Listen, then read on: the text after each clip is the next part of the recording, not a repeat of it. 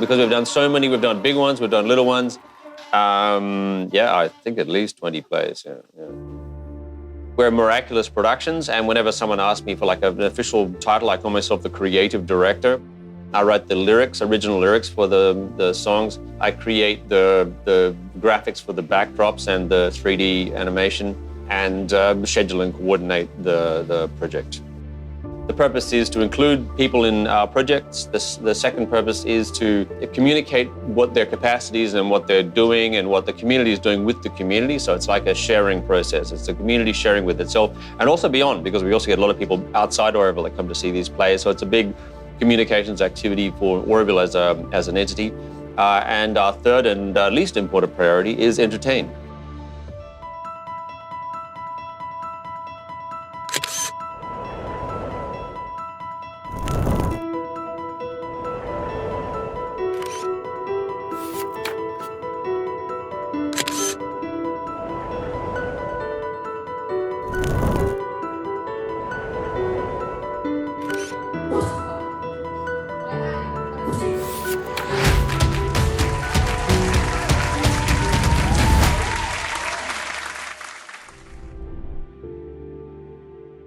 The original idea behind theatre back in the days of Molière and Shakespeare and these guys, when theatre was really like the primary, the dominant performance art form, they were writing theatre as a commentary on the world around them, and people would come and see these shows to understand and relate to the world around them. It was a way of making the people, the audience, feel less alone.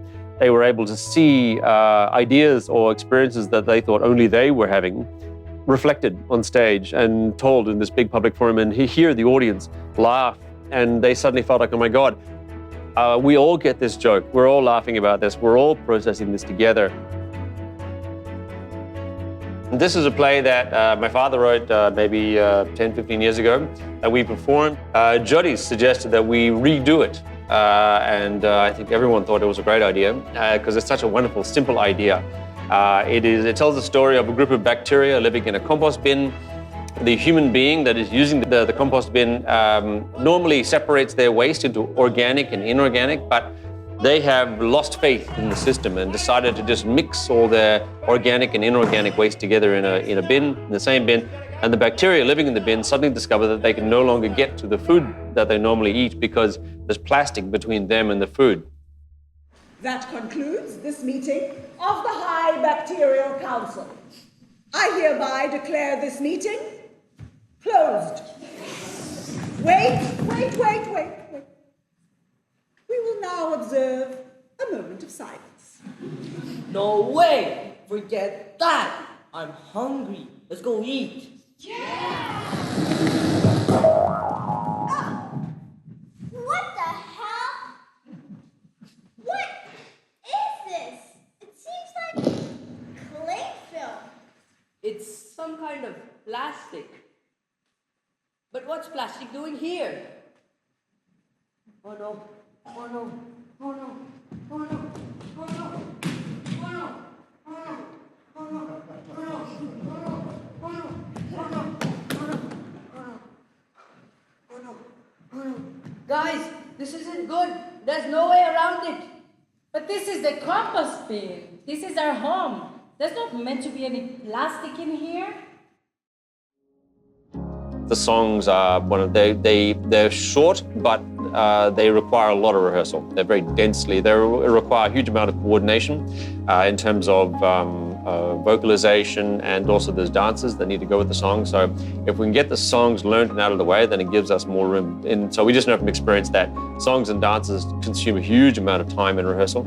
And to get a head start on those is a good idea. So we normally allow at least 6 weeks, but 6 weeks is super tight as a time frame. So in this one, we're giving ourselves 10 weeks official rehearsal time. And we've started even a bit earlier in the lead up before the official 10-week rehearsal period. And in that time, we've been working only on songs.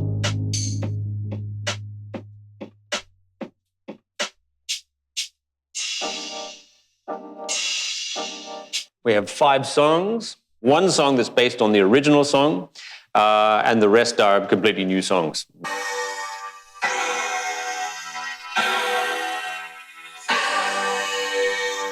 So this is meant to be like them convulsing in hunger. Now they're zombies, hungry.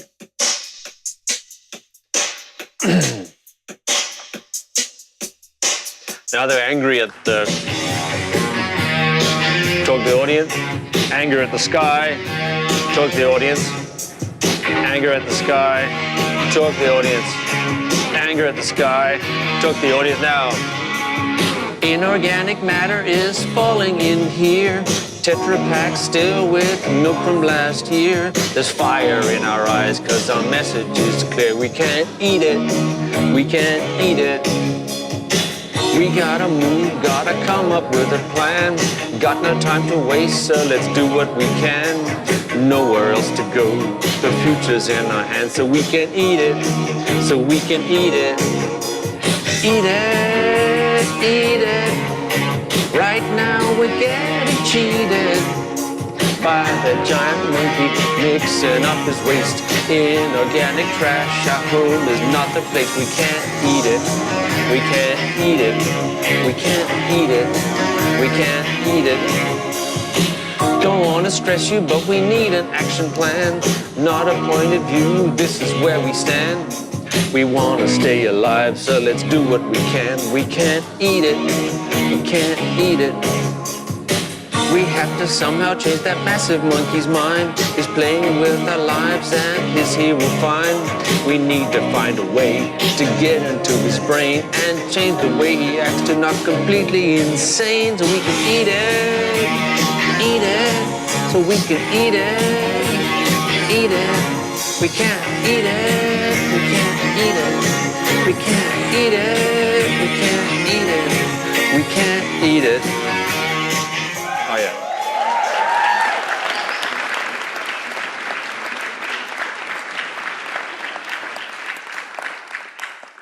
Ha! Carbo, you young fool! What do you know of what it is to be a bacteria?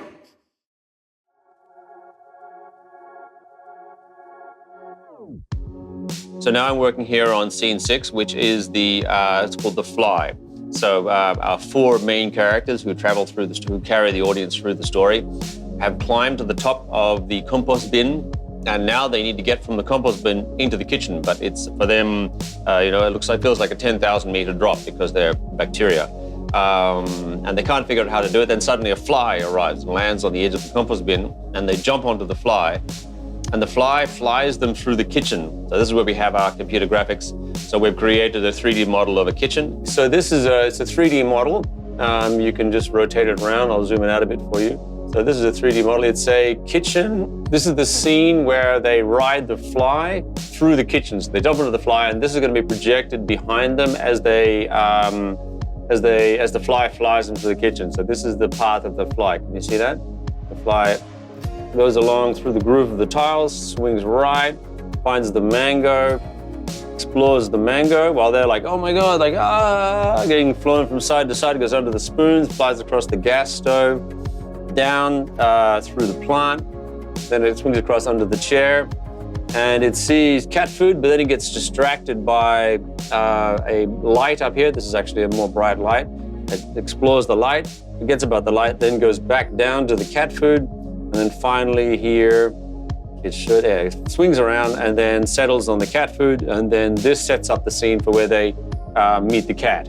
So the idea is we're going to have this, but we'll reverse the camera. So the idea is the audience will see behind the performers what is the scene leaving them as the fly passes through these objects.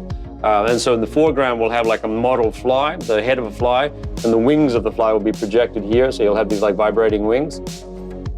And they'll be hanging on to this model of a fly, like being thrown around like a kind of bucking bronco to try and create the illusion that they're riding a fly. So that's the concept, yeah.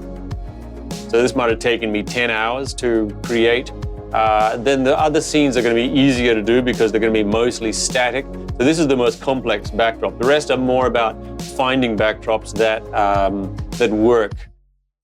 The fly flies to the cat food bowl. There they jump onto the whiskers of the cat.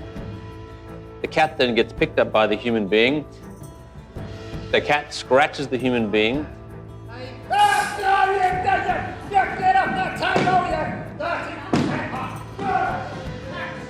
The bacteria then use the scratch to enter the human being's bloodstream.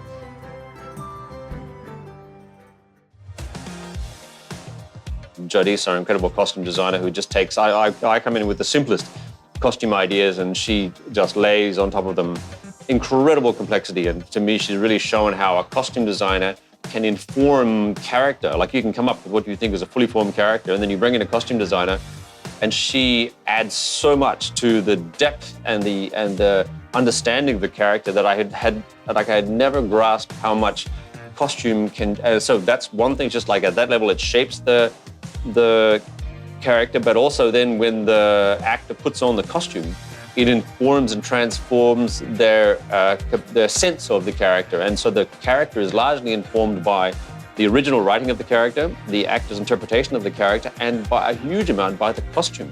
It's incredible. As soon as Jesse gets the idea, then I am already like thinking of costumes.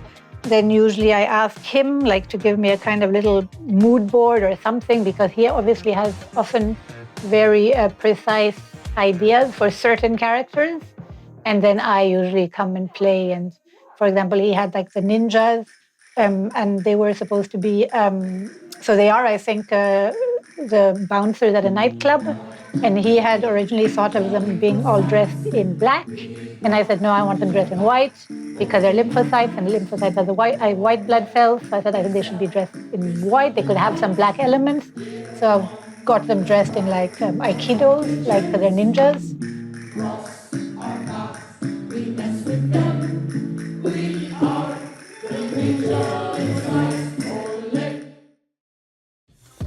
They then move through the bloodstream, and on their way to the brain, the first thing they encounter are the lymphocytes, the white blood cells that protect the body against pathogens like bacteria. They get past the lymphocytes by convincing the lymphocytes that they are one of them, which apparently is how some bacteria can get past lymphocytes. So we're trying to make the whole thing scientifically accurate. So they speak in like street talk, like the lymphocytes are like, so bro, what's up? I got my rhymes too. I'm spitting them right at you. And they're like, oh my God, he's one of us. Yeah, go. We're on your way. We just have to speak their language, convince them that we're one of them, and vice versa. Just watch and learn. Yo, player, listen up. We don't mean no disrespect. Ain't no need to disconnect. We ain't trying to mess with no critical organs. We just on a mission to change the brain to another plane, homie. Neurologically aligned for a better mind. You get my vibe? We just two souls. Same tribe. You got my rhymes?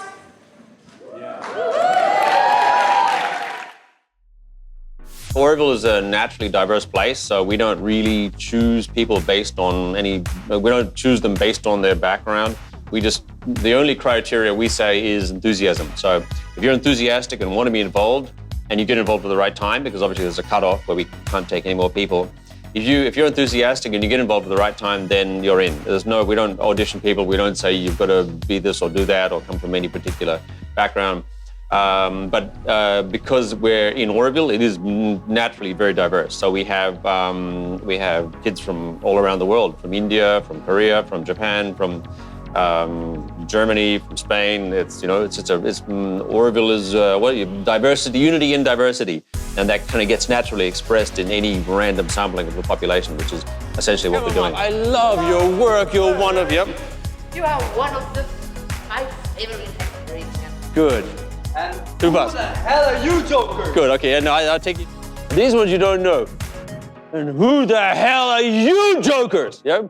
Like that. You guys all like move back as he comes forward. So you stand in the middle and there's like a clearer space around him. And who the hell are you, Joker? Slow it down. Good. And who the hell are you, jokers? Good. Stay here. Do that. And who the hell are you, Joker? Good. Excellent. We have 30 people, and we have most of them are kids, and the kids are all in school, and they all have after-school activities. They have horse riding, ninja fighting, skydiving, parasailing. The amount of after-school activities that these kids are so dynamic and so out there and so involved, and their parents have them so beautifully structured. The lives they lead are so rich and full of activities that scheduling rehearsal times that fit all of their schedules is a major challenge. And I know that has a huge impact on the schedules of the parents and the kids. And so I'm really grateful for their collaboration and the sacrifices they make to reshape their schedules. It doesn't need to be full bus. Good, and then, bing. Oh, I see. So it's all just a lovey-dovey, do no harm. Walking around her. Yeah. Trust-based arrangement, is it? Is that what it is? Yeah, exactly. Good, great. Yes. Good. Good. Finally. Good, that's great. Excellent, good, super. Because there's bacteria in the human system, the human goes to the doctor, and the doctor prescribes allopathy and homeopathy, and the human decides to just take them both at the same time. I feel a little shaky, felt so tired this morning that a bum couldn't wake me, so then I had no choice but to go and see the doctor. Oh, I will medicate myself. I'll take both medicines and see what happens.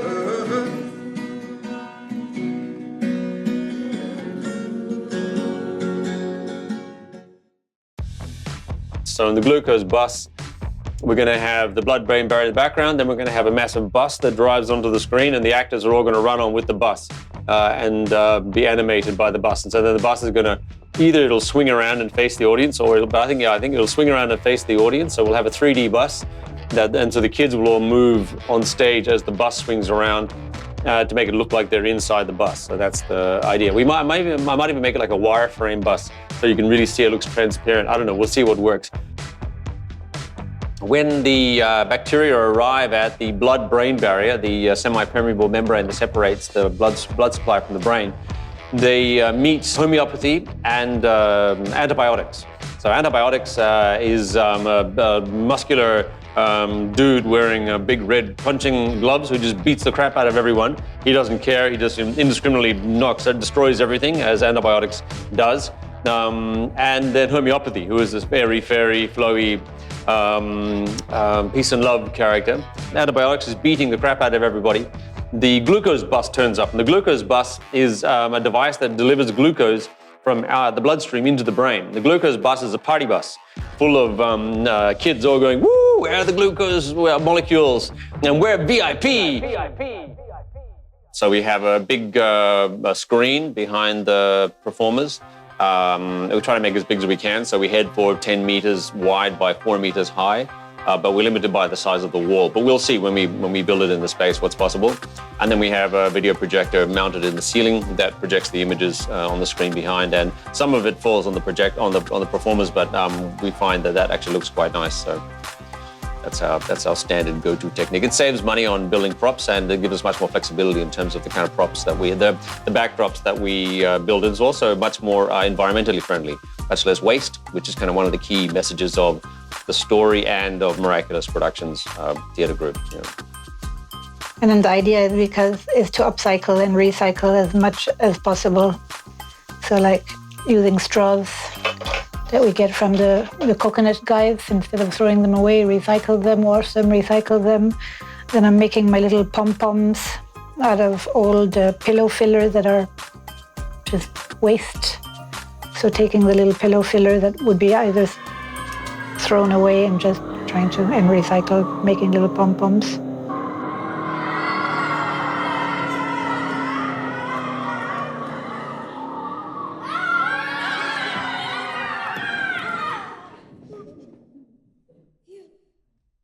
Look, up ahead, the exercise depot. We've made it!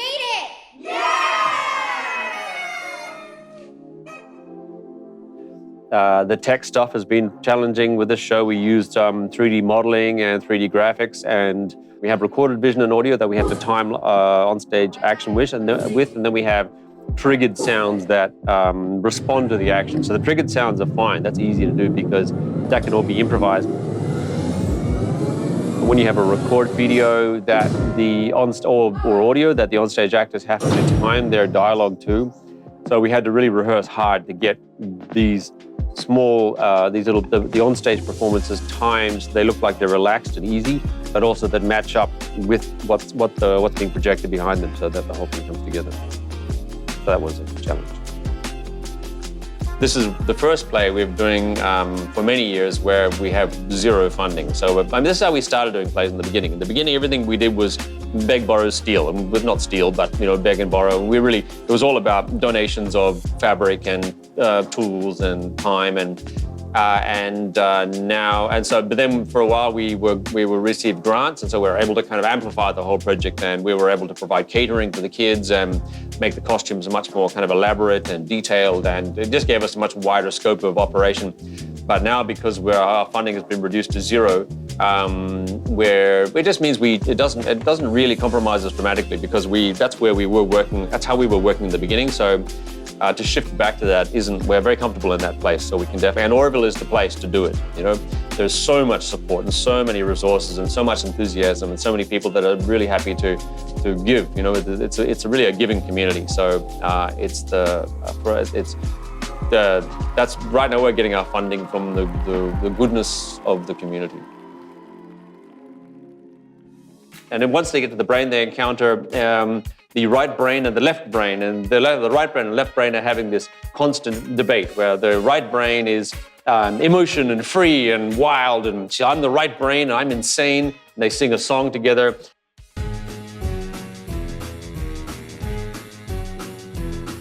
I'm the right brain and I'm insane, I'm like a creative hurricane. I'm the right brain, I can't be tamed, logic no, pure emotions reign. I'm the right brain and I'm unchained, a wild beast, let loose the reins. I'm the right brain, no rules to my game, unless there's a problem then you're to blame. No, you hold on a sec. I'm the left brain, keeping things in check. Numbers, facts, that's my way, I keep it grounded every day. I mean, wow, dude, you're just so boring. Keep on talking and we'll be snoring. I'm like fire, hot, blazing bright. Watch me as I light up the night. Your fire unchecked burns down the place, takes the eyebrows off your face. I give you form and a focused state, so rather than burn, you illuminate. We're both two sides of eternity. Together we make harmony. I'm the spark and I'm the flame. Oh, we love this mysterious game. But I think we're ready to go. Synchronized, we move with the flow. I'm the right brain, I soar and I fly. I'm the left brain, I measure the sky. Together we conquer, together we reign. The dream, the logic, we are the brain. We're both two halves of one mind. We're chaos and order intertwined. We're chaos and order intertwined. We're chaos and order intertwined. We're chaos and order intertwined. We're chaos and order intertwined.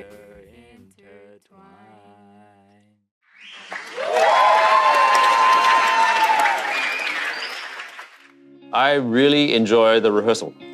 I think rehearsal is great because it's where everything is so soft and light and being formed, and you have what you see are these ideas that you've had in your head for a long time starting to kind of take shape in the real world. They're moving from the computer to the real world. Suddenly these things you see you're like there's a sense sometimes when you're sitting on a computer or writing that you're just kind of inside your head, and there's a sense of what am I doing? Is this really a useful thing to do? But when you see it translated into the world outside, when you see it translated into real world characters and motion and dynamics and narrative and story, and when you hear people's voices and you see the ideas expressed, this is to me the most exciting and beautiful moment. So generally I decide on the makeup. So I usually find images or I get inspiration, and I make a lookbook for each character, and then I give that to the makeup artist. And of course they can also play a little bit here or that, but I give them the general idea of what it is I'm looking for. And then we have a few makeup artists that come, and hair is the same. I decide, oh, this would be good. I want this hair, I want that. So usually we work like that. I kind of I create a kind of look of what I want. You first rehearse it takes you like a week to rehearse the entire play. You do that for 4 weeks, and then the second month is you rehearse the entire play in 2 days, and then you rehearse the whole play in 3 hours, and then you rehearse the whole play in an hour and a half. And every time you're taking, well, it's almost impossible to conceive of in the beginning how you could ever possibly pack all these ideas and scenes and dialogue and concepts into an hour and 20 minutes, or an hour and 10, I think, was the final duration of the show. It just feels as if you're never going to do it. You're never going to compress this vast amount of information into such a short space and have it all flow really seamlessly and smoothly. But yeah, so the mission of achieving that apparently impossible goal is it happens in your first performance, in this first dress rehearsal. That's when you're filled with the most fear. You know, it's the reality of taking all these months of rehearsal and practicing, and everything is theoretical up until that point. Now suddenly you've really got to put your money where your mouth is and do it.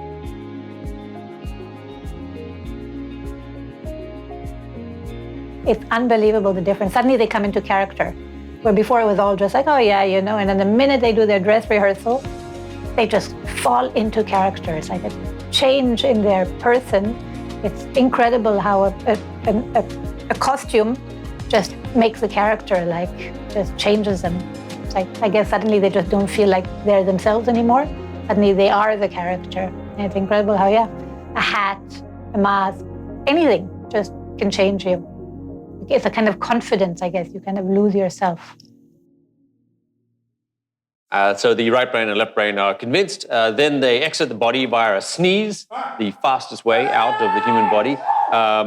They return to the compost bin, where the organic matter is no longer being covered by plastic, and inorganic matter and the bacteria can once again eat, and everyone lives happily ever after. That's the story. Saving the planet!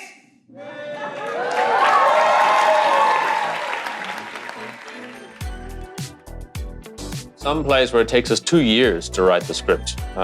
We spent 2 years writing the script before we're actually ready to use it. But this one has moved really quickly because the story was clearly formed already beforehand. So the concept is super simple. Writing the script I wrote the script in, 3 weeks. Inspiration to implementation has taken us maybe 2 months from starting the writing of the script to the beginning of rehearsals. Anything that's done really well, I think, looks easy. And so we underestimate anything that's done well. And I think we put so much effort into making these shows. Our objective is to make them enjoyable and easy to consume. So that when you sit there as an audience, you feel comfortable, you feel as if you're in good hands. You feel as if everything is going to be very carefully modulated, but also there's going to be a lot of effort and work put into. We try to make sure that we have enormous amounts of substance at all layers, that kids can enjoy the show, that there's something for sophisticated adults to also appreciate and take away. There's jokes that only some people get. There are jokes that everybody gets. There is dialogue, the exposition, but then there's also songs and dances and fun stuff. And we try to make sure that the audience isn't bored, but that it's also substantial. The amount of work that goes into producing this kind of narrow, concentrated experience, I don't think anyone could begin to if we broke it down into the hours of the human hours that have gone into it, even some of the cat hours that have gone into it. I don't think anyone would ever consider that the amount of work. It would consider possible that these shows contain so much work. I would love to have the infrastructure, the machinery, the equipment to take these big stories, these big messages, and make them even bigger. Tell fantastical tales, tales that integrate live theater and digital media in ways that, in new and exciting ways, place actors in the middle of 3D models, where everything is, the screen wraps around the audience. You have this absolutely immersive space where you're carried away and you feel as if you're in it, but still it's live and fresh. So that we could give an opportunity to kids that are in school and give them the opportunity, if they want to learn more about digital media or the performing arts or acting or directing or lighting or any of the aspects, or set construction or 3D modeling, any of the media that we work with, if there's anyone who's interested in studying those things, then they could come and study them with us, and then they could become part of our team and our productions. But we also have, we've begun to develop a tech crew, a young tech crew. So we have Zag, who is our sound cue guy. He does all this sound effects with amazing precision and timing. And this time we added Lorenzo, who triggered all our visuals, and so he was our video.